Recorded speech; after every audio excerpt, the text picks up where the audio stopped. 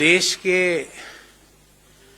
बहुत बड़े अर्थशास्त्री जिनका नाम देश ही नहीं दुनिया में लिया जाता है, नरेंद्र मोदी जी, क्योंकि अर्थशास्त्र से लेकर एस्ट्रोनॉमी से लेकर रोबोटिक साइंस से लेकर बॉटनी से लेकर एनाटॉमी से लेकर संस्कृत में से लेकर हिंदी से लेकर फ्रेंच भाषा से लेकर जितना भी दुनिया का ज्ञान है वो एक व्यक्ति में है। तो उन्होंने अपना अर्थशास्त्र का ज्ञान 25 दिसंबर को अपने मन की बात में बताया कि 2022 एक अद्भुत वर्ष था और बोला कि 2022 अद्भुत वर्ष था आर्थिक व्यवस्थाओं को लेकर। 2022 is a wonderful year as far as Indian economy is concerned. ये उनके शब्द थे। अब हम आज उनसे 7 मुद्दे उनको याद दिलाएंगे और 2022 के पुराने नहीं, नोटबंदी के नहीं याद दिलाएंगे, उनको तकलीफ होती है उससे। गलत तरीके से जीएसटी लगाने का याद नहीं दिलाएंगे, उससे भी बहुत तकलीफ होती है। बिना तैयारी के तालाबंदी की, उसको भी याद नहीं दिलाएंगे, उससे भी उन्हें बहुत तकलीफ होती है। 2022 के और सारे सरकारी आंकड़े, एक भी प्राइवेट आंकड़ा नहीं है। 2022 के आर्थिक इश्यूज के 7 बिंदु आपके सामने रखूंगा और माननीय प्रधानमंत्री जी से पूछूंगा कि ये वंडरफुल था 2022 या ड्रेडफुल था। Was 2022 a wonderful year for Indian economy or a dreadful year for the Indian economy? ये अद्भुत वर्ष था भारतीय अर्थव्यवस्था के लिए या ऐसा वर्ष था जिसको हम भूलना चाहेंगे, जिसको हम याद नहीं रखना चाहेंगे? प्रधानमंत्री जी ने कहा कि देश 5वीं बड़ी अर्थव्यवस्था बन गया और आज उसकी हकीकत, उसका पूरा लेखा जोखा लेके आपके सामने प्रस्तुत हुआ। जो दुनिया की 5 बड़ी अर्थव्यवस्थाएं हैं जिसमें भारत शामिल हो गया, पहले नंबर पे है अमेरिका जिसकी जीडीपी है 23 ट्रिलियन, चीन की 17.7 ट्रिलियन, जापान की 4.9 ट्रिलियन, जर्मनी की 4.2 ट्रिलियन और भारत की 3.2 ट्रिलियन डॉलर। पर प्रधानमंत्री जी, जीडीपी से कंपैरिजन नहीं होता। जीडीपी पर कैपिटा का कंपैरिजन कीजिए। जीडीपी पर कैपिटा इनकम जो दुनिया की सबसे बड़ी अर्थव्यवस्था अमेरिका, वहां की लगभग $70,000 है, चीन की $13,000, जापान की लगभग $39,000, जर्मनी की $50,000, भारत की मात्र $2,277 प्रति वर्ष। तो आप जब आपकी इच्छा होती, जब तो आप एब्सोल्यूट नंबर कंपेयर कर लेते हो, जब आपकी इच्छा होती जब पर कैपिटा कर लेते हो। अगर आपको एब्सोल्यूट नंबर ही करने थे तो भारत में कोरोना के कितना संक्रमण फैला, उस दिन तो आपने ये कंपेयर किया कि कितने प्रतिशत लोगों को कोरोना हुआ, भारत के कितने प्रतिशत लोग कोरोना के कारण मृत्यु हुई। जब अर्थव्यवस्थाओं का कंपैरिजन करते हैं तो मैं 2 आंकड़े आपके सामने बड़े सरल शब्दों में कर रखता हूं। एक परिवार है जिसमें 2 सदस्य है और 1 लाख रुपए कमाता है, तो प्रति व्यक्ति कितने कमाए? 50,000 रुपए। दूसरा परिवार है 1 लाख टोटल परिवार की सदस्य है, प्रति व्यक्ति कितना इनकम? मोदी जी और जो संक्रमित है वो सब ये आपके हम जीडीपी के 194 देशों में per capita GDP is concern, we are at 144th position of 190 of the world. दीजिए ये इज वंडरफुल, इज दिस अद्भुत? I think it is dreadful. मुझे लगता है हमें इसको भुलाना चाहिए। पर कैपिटा इनकम में दुनिया के 197 देशों में हमारी पोजीशन है वो 142वीं है। We are at 142nd rank out of 197 countries of the world. और पर कैपिटा जीडीपी का अंतर देखिए, जो दुनिया की सबसे बड़ी, जहां सबसे ज्यादा पर कैपिटा जीडीपी है, उससे हमारी पर कैपिटा जीडीपी 60 गुना कम है, 60 टाइम्स लेस। और हम यहां पे प्रधानमंत्री जी कह रहे हैं wonderful year as far as Indian economy is concern. We are at 142nd position, 142nd position out of 147 income. Prime minister wonderful. Point 1, hunger index में हमारी रैंक आती है 107वीं और इस 121 में कह रहे हैं वंडरफुल ईयर है। सिर्फ एशिया में अफगानिस्तान हंगर इंडेक्स में हमारे से पीछे है, बाकी भले पाकिस्तान हो, नेपाल हो, श्रीलंका हो, उनकी हंगर इंडेक्स रैंकिंग हमसे बेटर। हमारी रैंक है 121 कंट्रीज में। बांग्लादेश को देखें तो उसकी रैंक है 84, नेपाल को देखें तो उसकी रैंक है 81, श्रीलंका को देखें तो उसकी रैंक है 64, पाकिस्तान को देखें तो उसकी रैंक है। प्रधानमंत्री जी वंडरफुल है। और दुनिया में सबसे ज्यादा, रिलेवेंट फ्रेंड्स, दुनिया में सबसे ज्यादा चाइल्ड टेस्टिंग हमारी है। टेस्टिंग रेट कि कितने लोग, कितने बच्चे अपने उम्र और अपनी हाइट के हिसाब से कुपोषित है, कम वेट के हैं। दुनिया में सबसे ज्यादा चाइल्ड वेस्टिंग रेट हमारी है। एशिया में अफगानिस्तान के अलावा जितने भी देश है, उससे हमारी हंगर इंडेक्स में रैंक कमजोर है। और प्रधानमंत्री जी कह रहे हैं कि वंडरफुल ईयर है। Point number 2। Point number 3, Asia के अंदर, पूरी जिम्मेवारी से बोल रहा हूं, एशिया का जो बास्केट है, एशिया के बास्केट के अंदर हिंदुस्तान का रुपया 2022 में वर्स्ट परफॉर्मिंग करेंसी रहा। Worst performing currency in the Asian basket was. और आपको जान के ताज्जुब होगा, एक साल में 2022 में 10% से ज्यादा हुआ। एक साल में रुपए की कीमत 10% से ज्यादा कम हो गई। प्रधानमंत्री जी कह रहे हैं wonderful year. This is wonderful year as far as Indian economy is concern. Point number 3। Point number 4, प्रधानमंत्री जी एक पूरी टेबल बनाई है मैंने आपके लिए, पढ़िएगा।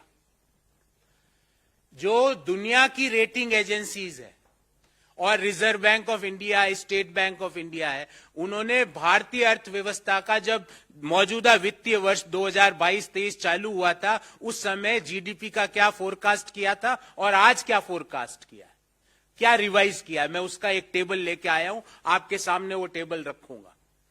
स्टेट बैंक ऑफ इंडिया के अनुसार जब वित्तीय वर्ष शुरू हुआ तो जीडीपी फोरकास्ट था 7.5%, अभी उन्होंने रिवाइज करके कर दिया 6.8%। मोदी जी कह रहे हैं अद्भुत वर्ष है। वर्ल्ड बैंक ने 7.5 का जीडीपी फोरकास्ट कहा था, अभी उन्होंने रिवाइज करके कर दिया 6.9%। आगे और रिवीजन होगा अभी तो। सिटी ग्रुप ने कहा था जीडीपी फोरकास्ट 8 रहेगा इस मौजूदा वित्तीय वर्ष में, अभी उन्होंने रिवाइज करके कर दिया 6.7%। आईएमएफ ने कहा था 7.4% की जीडीपी ग्रोथ रहेगी, उन्होंने रिवाइज करके कर दिया 6.8%। फिच ने कहा था 7.8% की जीडीपी ग्रोथ रहेगी, अभी उन्होंने रिवाइज करके कर दिया 7%। इंडिया रेटिंग ने कहा था 7% जीडीपी ग्रोथ रहेगी, उन्होंने रिवाइज करके कर दिया 6.9%। रिजर्व बैंक ऑफ इंडिया ने कहा था जीडीपी ग्रोथ 7.2% रहेगी, उन्होंने रिवाइज कर दिया 7%। एशियन डेवलपमेंट बैंक ने कहा था कि जीडीपी ग्रोथ रेट 7.2% रहेगी और उन्होंने रिवाइज कर दिया 7%। दुनिया की सारे बैंक, रेटिंग एजेंसीज, हमारे देश का सेंट्रल बैंक, स्टेट बैंक ने देश का जीडीपी फोरकास्ट के जो पूर्वानुमान है उसको नीचे गिराया। मोदी जी कह रहे हैं ये वंडरफुल साल था। Point number 4। पॉइंट नंबर 5, और ये बहुत महत्वपूर्ण और गंभीर पॉइंट है। देश में आज, मैं आज की बात कर रहा हूं, बेरोजगारी की दर शहरी क्षेत्रों में है 10% और एग्रीगेट है 8.6%। बेरोजगारी के दर का अर्थ क्या होता है कि कितने लोग रोजगार मांग रहे हैं और कितने लोग रोजगार में है। तो मैं ये कहता हूं कि 10% शहरी क्षेत्र में बेरोजगारी की दर है, अर्थात शहरों में अगर 100 लोग रोजगार युक्त है तो 10 लोगों के पास जो रोजगार चाहते हैं उनको रोजगार नहीं है। ध्यान रहे 2011-12 में यूपीए के दौरान ये दर थी 2.2%। मैं नहीं कह रहा, सरकारी आंकड़े सारे, एक भी हमारा आंकड़ा नहीं, हमारी ऑब्जर्वेशन नहीं है। Government of India's NSSO's data, 2.2% was unemployment rate in 2011-12, and as per CMIE, today when I am talking to you, the unemployment rate aggregate in India is 8.6% and in urban areas it is 10%. पूरा demographic dividend को मोदी जी ने demographic disaster बना दिया। अब कब तक हम corona का रोना रोते रहेंगे कि कोरोना की वजह से रोजगार चले जा रहा है? कब तक हम रूस यूक्रेन के पीछे छुप के अपनी नाकामियों को छिपाएंगे? 10% is the unemployment rate in urban India and aggregate is 8.6%, and Modi ji is saying 2022 is a wonderful year. पूरा साल को वो वंडरफुल बता रहे। Point number 5। पॉइंट नंबर 6, पूरे साल, जितने साल में 11 महीनों का डाटा है मेरे पास, क्योंकि अभी 12वें महीने का डाटा जनवरी में आएगा, 11 महीनों में से 10 महीने जो रिटेल इन्फ्लेशन था वो आरबीआई की जो अपर लिमिट थी 6%, उससे ज्यादा रहा। मोदी जी कह रहे हैं वंडरफुल ईयर रहा। पूरे साल 12 में से 11 महीनों में रिजर्व बैंक का अपर लिमिट का जोन है इन्फ्लेशन का। रिजर्व बैंक ने कहा ऑप्टिमल तो 4% होना चाहिए, मिनिमम 2% होना चाहिए, मैक्सिमम 6% होना चाहिए। पूरे साल पिछले 11 में से 10 महीने ये रिजर्व बैंक के 6% का जो जोन है उससे पूरे साल ज्यादा रहा। मोदी जी कह रहे हैं कि ये अद्भुत साल था, वंडरफुल ईयर था। साल में 5 बार एक रिकॉर्ड बनाया, एक साल में 5 बार दूध के दाम बढ़ते हैं। आपने ये रिकॉर्ड, मैंने तो नहीं देखा था। और न्यू ईयर से पहले हम एक दूसरे को गिफ्ट देते हैं ना, मोदी जी का आज एक गिफ्ट हम सबको मिला है। 2 रुपए पर litre, the milk prices had gone up. 2 रुपए प्रति लीटर से दूध के दाम 5 से बढ़ गए। मोदी जी का ये अंतिम गिफ्ट है इस साल का। इन्फ्लेशन लगातार 6% से ज्यादा रहा। जो मौजूदा वित्तीय वर्ष है उसमें 6.7% इन्फ्लेशन रहने का पूर्वानुमान रिजर्व बैंक ऑफ इंडिया कर रहा है, और मोदी जी कह रहे हैं ये वंडरफुल साल था। एक और आंकड़ा, जब पेट्रोल और डीजल की कीमतें लास्ट टाइम मई 2022 में उसमें चेंज किया गया था, उस दिन से लेकर आज दिन तक भारत सरकार के पेट्रोलियम मिनिस्ट्री का आंकड़ा है $32 प्रति बैरल कच्चे तेल की कीमत कम हुई है। मई 2022 से लेकर आज तक $32 प्रति barrel. The crude oil prices had gone down, और एक अनुमान है कि $1 प्रति बैरल अगर कच्चे तेल की कीमत गिरती है तो लगभग 40 से 45 पैसे पेट्रोल की कीमत, डीजल की कीमत कम की जा सकती है। $1 अगर कम होती है तो 40 से 45 पैसे प्रति लीटर की कमी की जा सकती है। पिछले 200 से ज्यादा दिनों में $32 प्रति बैरल की कमी हुई, अर्थात ₹14.40 प्रति लीटर पेट्रोल और डीजल की कीमत मोदी जी बिना एक्साइज ड्यूटी को छेड़े कम कर सकते हैं, पर वो नहीं किया ताकि रिटेल इन्फ्लेशन 6.7% पर बना रहे। पिछले इस वर्ष के कई महीनों में तो 12% से भी ज्यादा, 7% से भी ज्यादा रिटेल इन्फ्लेशन रहा। तो क्रूड ऑयल प्राइसेस बढ़ती है तो मोदी जी प्राइस बढ़ा देते हैं, क्रूड ऑयल प्राइसेस घटती है, $32 प्रति बैरल घटे पर प्राइसेस कम नहीं किए गए। Modi ji, is this a wonderful year as far as Indian economy is concern? Point number 6 और अंतिम point, last point, trade deficits और एक्सपोर्ट्स भारत के लगातार घट रहे हैं। एक्सपोर्ट्स हमारे लगातार घट रहा है, ट्रेड डेफिसिट बढ़ता जा रहा है। मोदी जी कह रहे हैं कि 2022 was wonderful year as far as calendar year 2022 is concerned. अब मुझे ये बताइए Modi ji, based on above 7 points, जो मैंने एक एक पॉइंट का आंकड़ा दिया, consistent high inflation, consistent high unemployment, reduction of GDP forecast by every agency. It is per capita GDP, we are at number 144th position out of 194 economies. In global hunger index, Pakistan is doing better than us. Bangladesh, Sri Lanka is doing better than us. Rupee is the worst performing currency as far as the Asian basket is concerned. और आप कह रहे हो हमारा 2022 wonderful रहा। बताइए, अगर ये वंडरफुल है मोदी जी, तो आदेश कीजिए कि कहां खड़े होके तो थालियां बजानी है, और एक टांग पे खड़े होके ताली बजानी है, कि दोनों टांग पे खड़े होके थाली बजानी है, ताली बजानी है, बालकनी में जाएं कि छत पे जाएं, कहां खड़ा होके आपको शुभकामनाएं दें इस वंडरफुल ईयर के लिए। मोदी जी, मैं पूरी जिम्मेवारी से निर्मला जी से मैं कोई सवाल नहीं पूछ रहा, क्योंकि वो अस्वस्थ भी है और उनके हाथ में भी कुछ नहीं है। उनको अस्वस्थता का भी, क्योंकि वो अभी अस्वस्थ हैं और उनके हाथ में भी कुछ नहीं, उनको कुछ पता भी नहीं कि क्या हो रहा है। ये 7 चीजें भी उनके लिए भी आश्चर्य होगी, क्योंकि उन्हें नहीं पता कि पर कैपिटा जीडीपी नामक भी कोई जंतु होता है।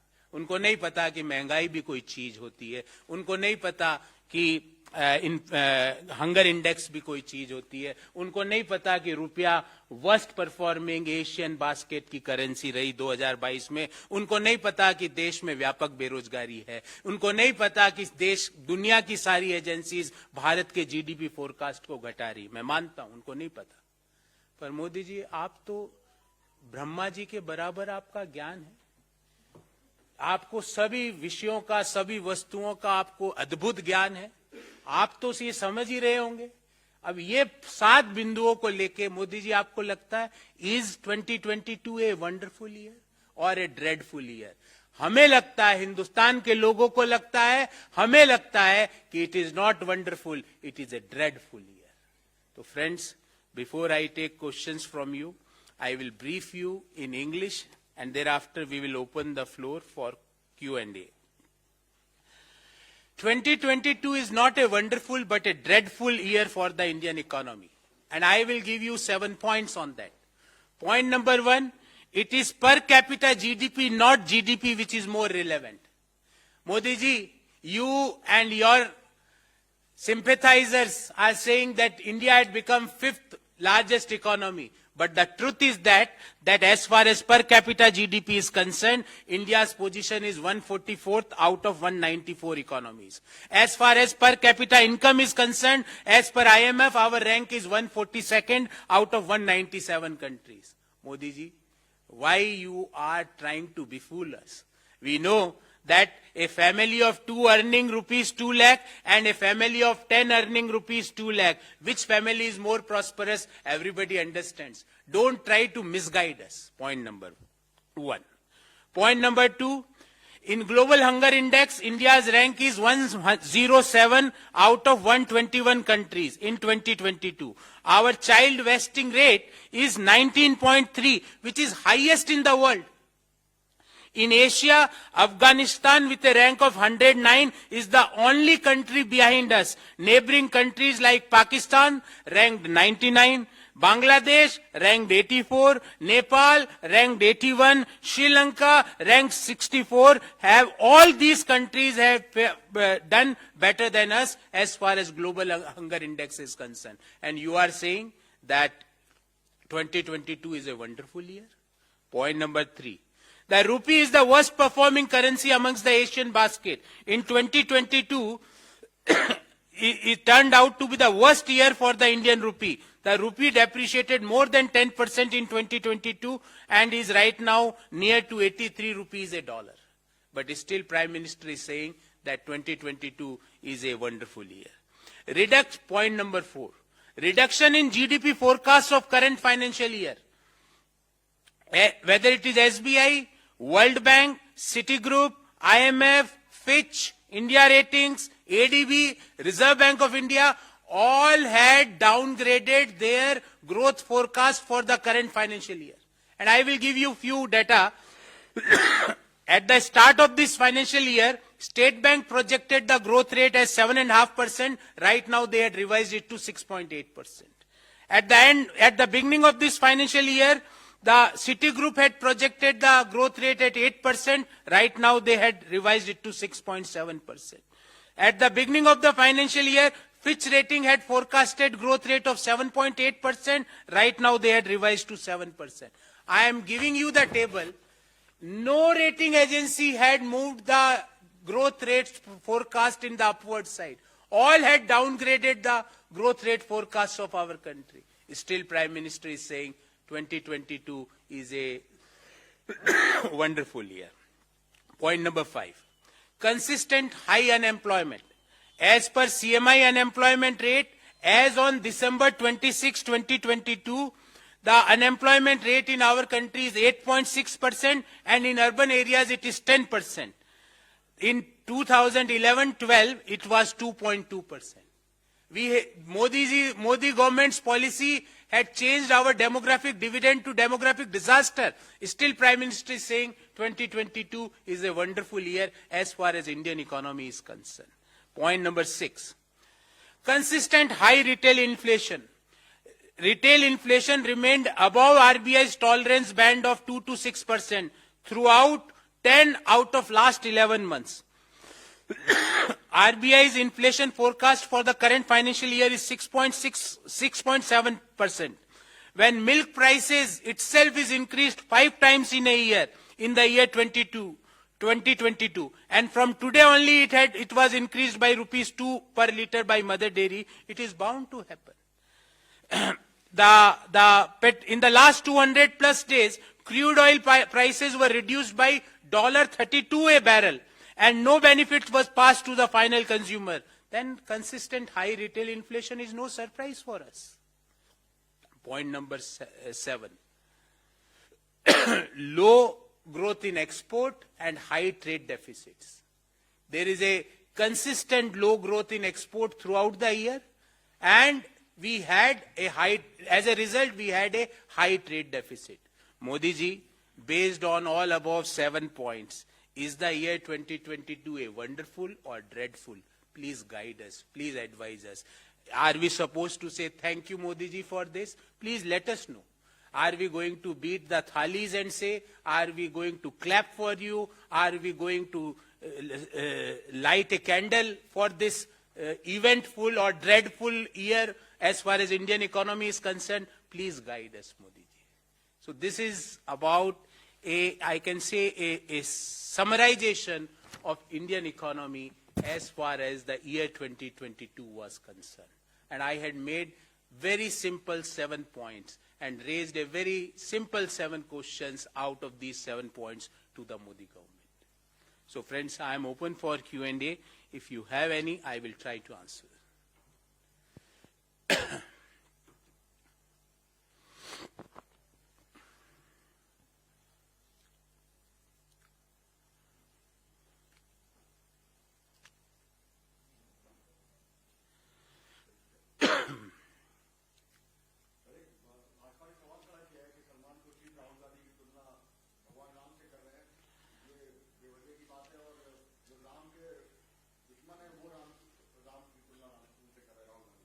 देखिए, भारतीय जनता पार्टी का जो मनोस्थिति है ना, वो ऐसी हो गई है कि उनको कुछ समझ में नहीं आ रहा है कि करें तो करें क्या।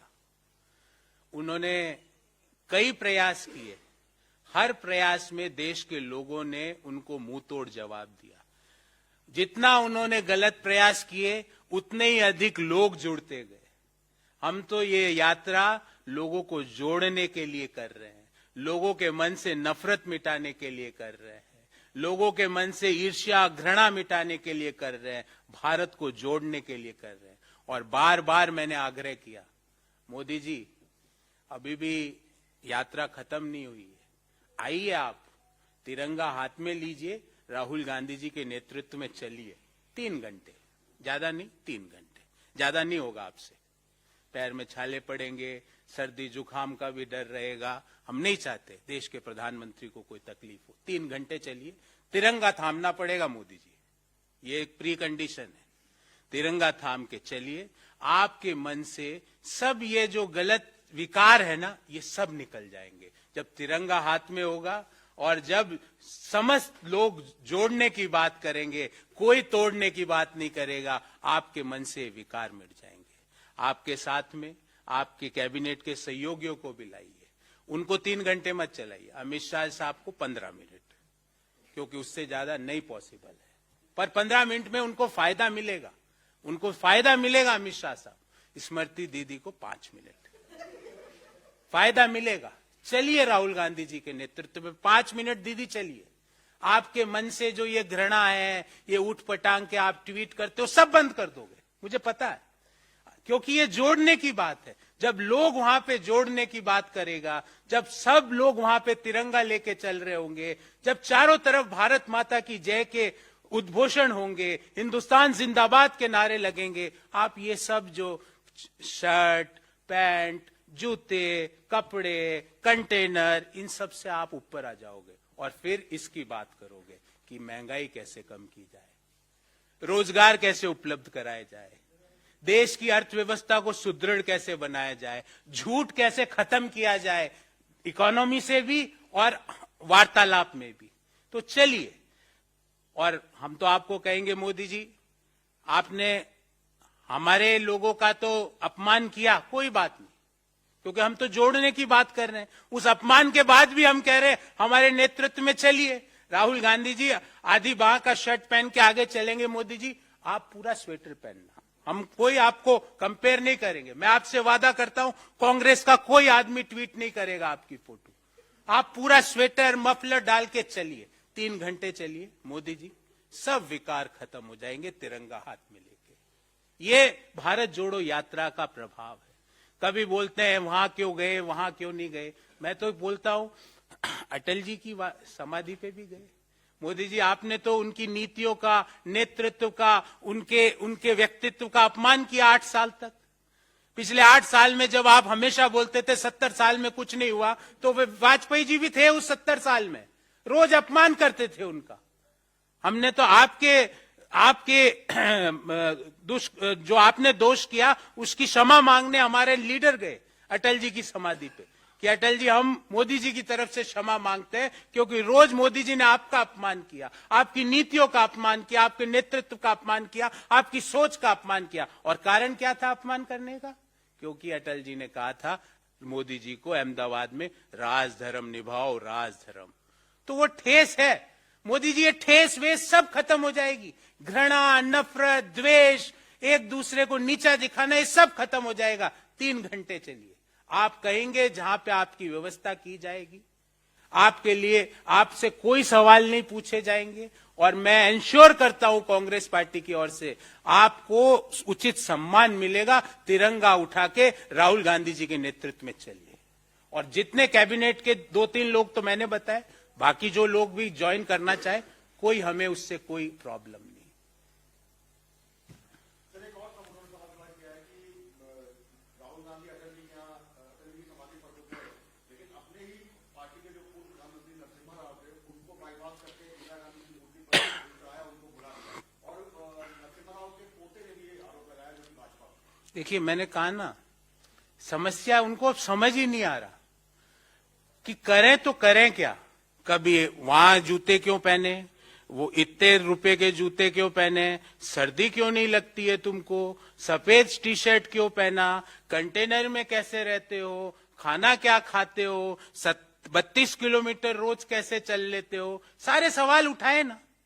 हम एक से भी विचलित नहीं हुए, क्योंकि हम सच के साथ जोड़ने की यात्रा कर रहे थे। अभी फिर उठाया कि वहां क्यों नहीं गए, वहां क्यों गए। अरे आप तो अपने ही नेताओं के अपमानित कर रहे हो, रोज अपमान करते हो। 70 साल में कुछ नहीं हुआ, वाजपेयी जी का बेचारे का अपमान रोज हिंदुस्तान सहता है।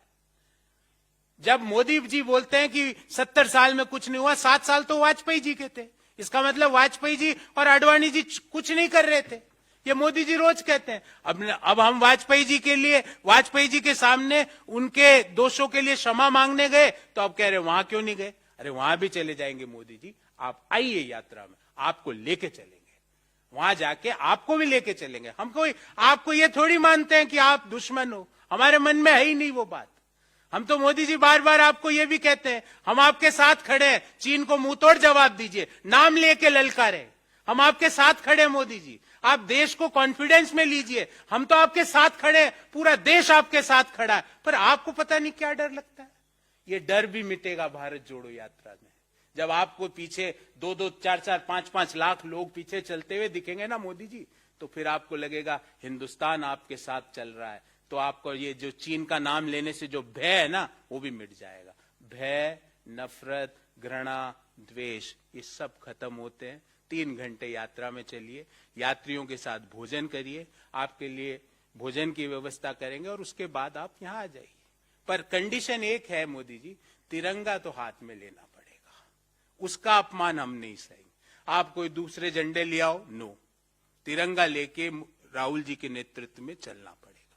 3 घंटा चलिए, बहुत आत्मिक शांति भी मिलेगी, देश के लिए सुविचार आएंगे। और ये जो दिन भर ये चलता रहता है ना कि आज क्या करूं, आज कैसे, आज टीवी में क्या चलवा दें, आज अखबारों में क्या छपवा दें, आज सोशल मीडिया में क्या ट्रेंड करा दें, आज कैसे हिंदू मुस्लिम, हिंदू मुस्लिम, हिंदू मुस्लिम, हिंदू मुस्लिम, इसको कैसे और चलाए, ये सब भाव मिट जाएंगे। फिर आपके दिमाग में क्या आएगा? रोजगार, बेरोजगारी, महंगाई, सस्ती वाड़ा, महिलाएं, यूथ, ये दिमाग में आना चालू हो जाएगा। और जिस दिन ये दिमाग में आएगा, भारत में पुनः 9%, 10% की जीडीपी ग्रोथ आ जाएगी। जिस दिन 9%, 10% की जीडीपी ग्रोथ आएगी, जो अनएम्प्लॉयमेंट रेट 11-12 में 2.2% थी, वो पुनः स्थापित हो जाएगी। हम आपको गाइड करेंगे, हम आपको असिस्ट करेंगे, आखिर हम एक ही देश में रहते हैं। तो ये आप इन चीजों से ऊपर उठिए। अब 22 में एक रेजोल्यूशन लीजिए मोदी जी, पूरी कैबिनेट को आप लेके अपने घर बुलाइए और गंगा जल लेके सबको रेजोल्यूशन दिलवाइए कि अब हम कुछ भी सांप्रदायिक द्वेष, एक दूसरे के प्रति घृणा, धर्मों के प्रति भेद, ये सब मिटा देंगे। तो आपको अच्छा लगेगा। हिंदुस्तान में इतना लोगों के बीच में जो प्यार है, वो आपको देखने को मिलेगा। तो ये इनमें मत से पड़ी है आपकी कौन कहां गया। मैं तो उनको कह रहा हूं, हम वहां नहीं गए ना, मोदी जी आ जाइए, अब अपन सब मिलके वापस हैदराबाद चलते हैं। और माननीय नरसिम्हा राव साहब जो वास्तविक रूप से जो लिबरलाइजेशन, प्राइवेटाइजेशन, ग्लोबलाइजेशन जिनकी सरकार में हुआ, जिन्होंने पूरे देश के आर्थिक तंत्र को हिलाया, जिसका फायदा आज भी हम लोगों को मिल रहा है, जो नई मिडिल क्लास का इमर्ज हुआ, उनको हम श्रद्धा सुमन अर्पित करेंगे। आप क्यों इसमें पड़े हो? वापिस आपको कहना है नहीं, एक बार वापिस चलो वाजपेयी जी के, वापिस चलेंगे। वापिस इंदिरा जी के पास आपको भी लेके चलेंगे, राजीव जी की समाधि पे भी आपको लेके चलेंगे, बापू की समाधि पे भी आपको लेके चलेंगे। और सिर्फ वो फोटो वाले के लिए नहीं, वहां बैठेंगे आधा घंटा और सोचेंगे कि बापू ने जो कहा वो हम पूरा कर रहे हैं कि नहीं। सोचेंगे कि आपकी पार्टी के जो लोग जो बापू को सरेआम गालियां देते हैं और जिनको आप कभी बोलते हो मैंने मन से माफ नहीं किया, मुंह से माफ कर दिया, ये अलग अलग तरह की माफिया मेरे समझ में किसी को नहीं आती, देश में किसी को समझ में नहीं आती। मैं ये कहता हूं कि मेरे आधे हृदय ने आपको माफ कर दिया, आधे हृदय ने अभी तक नहीं किया। मेरे तो हृदय तो एक ही है। मैंने मुंह से माफ कर दिया आपको, पर अपने आचरण से नहीं किया, ये क्या तरीका? हम तो एक ही ह्यूमन बीइंग है ना, क्या हमारे अंदर भी 100-200 ह्यूमन बीइंग है? हम तो एक ही, हमारे धर्म में, हमारे कल्चर में तो हमें तो एक व्यक्ति बनाया गया है। तो उन लोगों को भी मोदी जी लेके आइए। जिन लोगों ने बापू का अपमान किया उनको राजघाट पे बैठाइए और उनके साथ कीर्तन कीजिए, भजन गाइए, 1 घंटा भजन गाइए। सारे ये बापू को जो गालियां, बापू तो माफ करते हैं, बापू तो वही माफ कर देंगे आपको। और वो उनके यहाँ पे मन से माफ कर दिया, मुंह से नहीं किया, वो बापू का सिस्टम नहीं है। वो तो माफ करते हैं, जो भी उनको गाली भी बोलता है उसको माफ करते हैं। पर आप रियलाइजेशन कीजिए, this is a time for self realization and self actualization. ये करिए मोदी जी। 22 चले गया है, देश अगले साल दुनिया का सबसे पॉपुलेटेड देश हो जाएगा। दुनिया का सबसे ज्यादा पॉपुलेशन देश में होगी। दुनिया के प्रति हमारा कर्तव्य है, देश के नौजवानों के प्रति हमारा कर्तव्य है। हम देश के नौजवानों को ये नहीं कह सकते कि हम आपको रोजगार नहीं दे सकते, हम ये नहीं कह सकते। अगर हम उनको रोजगार नहीं दे सकते तो हमें सत्ता में एक क्षण भी बैठने का अधिकार नहीं है। हम हमारे डेमोग्राफी डिविडेंड को डेमोग्राफिक डिजास्टर में तब्दील नहीं कर सकते।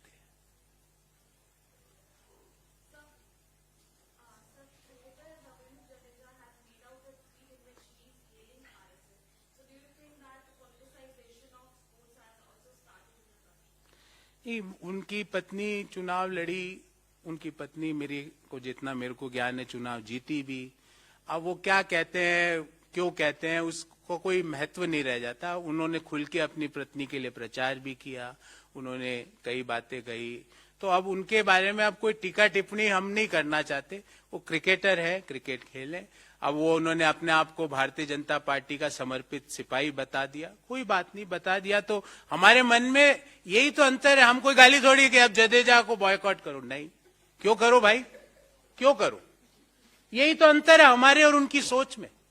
Trend hashtag boycott dash dash dash, भाई उनका एक पॉलिटिकल उनकी आइडियोलॉजी थी, उन्होंने उस आइडियोलॉजी को पकड़ा और उसके साथ आगे बढ़े।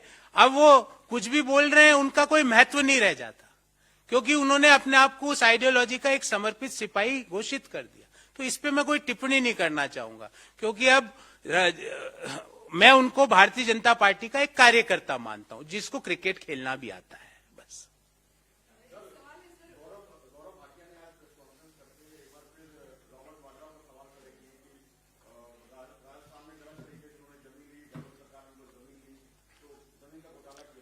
देखिए,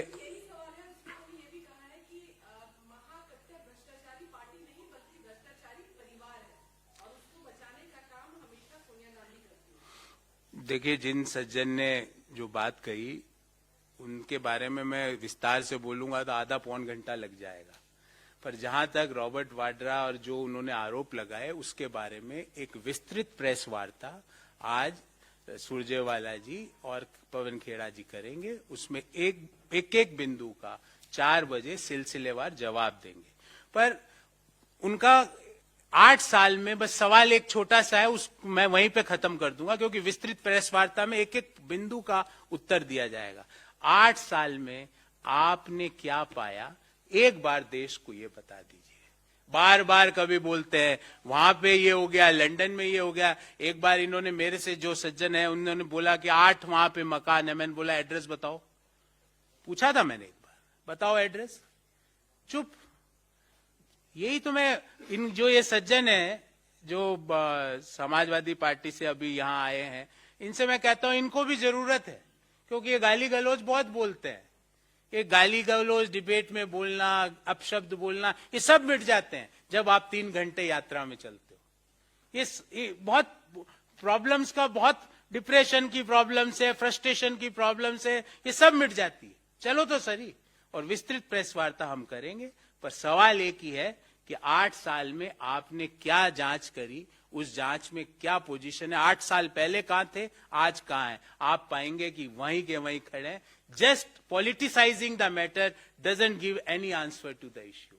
आपको जब लगता है कि भारत जोड़ो यात्रा इतनी विशाल रूप लेती जा रही है, हर शहर में अगले शहर से ज्यादा भीड़ हो रही है, पिछले शहर से ज्यादा भीड़ लोग उसके साथ जुड़ रहे हैं। ध्यान रहे, ये भाड़े के लोग नहीं है, ये वो लोग हैं, ये देश के वो युवा है, देश की वह महिलाएं हैं जो वास्तव में भारत को जोड़ने के लिए इस यात्रा में शरीक हो रही है। तो इस भीड़ से बौखलाकर, लोगों के जन समर्थन से बौखलाकर भारतीय जनता पार्टी आगे और करेगी, अगले 10-15 दिन और करेगी। मैं आपको अभी बता रहा हूं, इस तरह के आरोप, बेबुनियाद आरोप लगेंगे, और फिर जिस तरह विनोद राय माफिया मांगता घूम रहा है, ये भी माफी मांगेंगे, ये भी बता रहा हूं। मेरे को पूरा पता है भारत की, और हमें पूरा विश्वास है भारत की कानूनी व्यवस्था पर। माफिया मांगते घूमेंगे, पर आज जो ये कह रहे हैं ना, उसके बारे में हमारा तो एक ही सवाल है कि 8 सालों में क्या आप कहां थे इन आरोपों पे, और 8 साल में क्या छानबीन हुई, वो देश को बताए। विस्तृत सिलसिलेवार इस प्रेस वार्ता का उत्तर हम 4 बजे एक डिटेल्ड प्रेस कॉन्फ्रेंस करके करें।